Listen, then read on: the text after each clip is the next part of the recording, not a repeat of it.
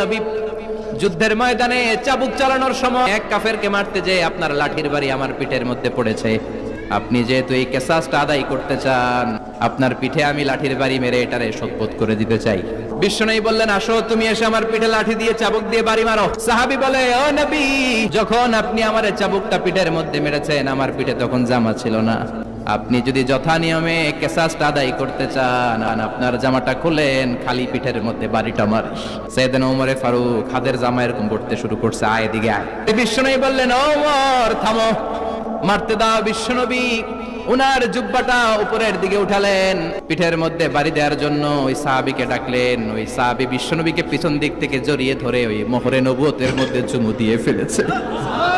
সাহাবী বললেন, নবী গো, এই নাটক করার জন্য আপনি আমারে মাফ করে দিয়েন। অনেক দিনের সাধনা, জল্পনা কল্পনা, আপনার মোহরে নবুয়তের মধ্যে আমার ঠোঁটটা লাগিয়ে আমার ঠোঁটটারে আমি জাহান্নাম থেকে